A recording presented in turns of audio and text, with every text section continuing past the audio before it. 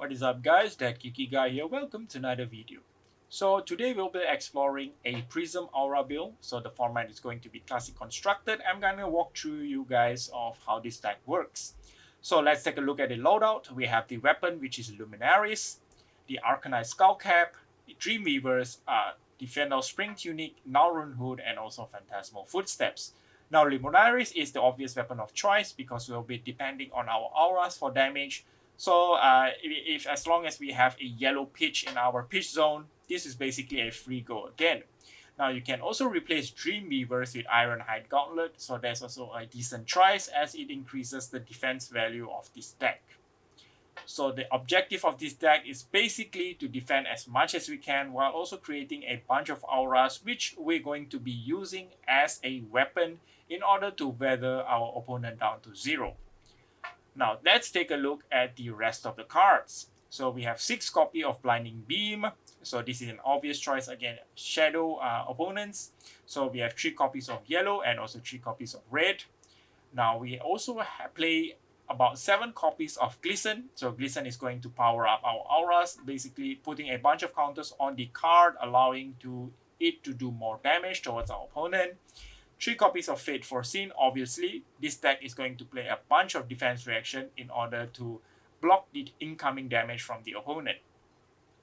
We are also going to look at about 5 copies of Prismatic Shield. So Prismatic Shield is very important as it allows us to create a bunch of Spectral Shield token, which once again, we're going to turn it into our weapons.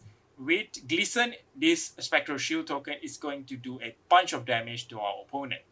The Herald of Triumph, we're playing 9 copies.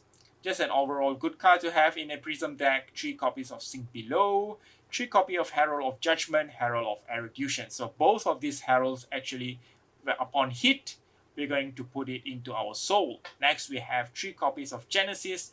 Just a great aura card to have. 3 copies is a must. So we can either choose to put a card into our soul, whether it's an illusionist card or a light card.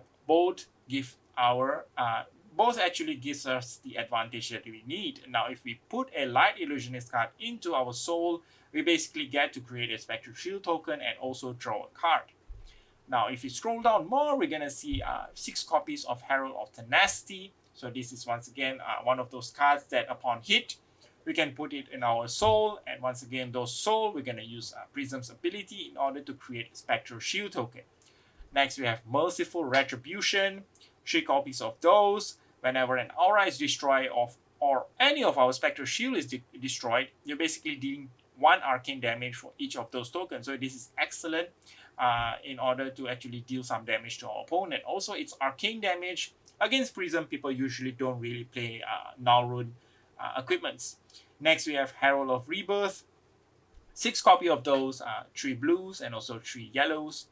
Soul Shield, 3 copies, excellent defense reaction, a must-have in most light heroes.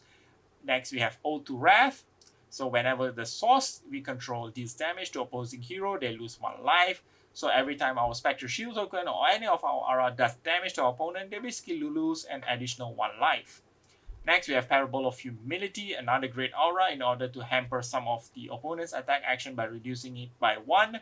Cards such as Command and Conquer from 6 is reduced to 5. So those are some of the examples that we can see. Next, we have Herald of Ravages. So once again, you can see a pattern here. We are playing 2 blue pitches. Every time it hits, we get to put it into our hero soul. And also if it hits, it deals 1 arcane damage to the target hero. Just a great card to have. 3 copies of Springboard Somersault yellow. So usually this defense reaction is an optional in other heroes, but in Prism is especially good due to nature of being a yellow pitch. Finally, we have 3 copies of Unmovable. Once again, in order to block, especially useful against aggro warriors. So these are the deck build, guys. You can actually see the deck list in the description below. I'm going to leave it down there so you guys can explore and modify it according to your needs. Also, do let me know what you guys think. And thank you so much for watching, guys. Do like, comment, and subscribe. See you guys in the next one. Bye.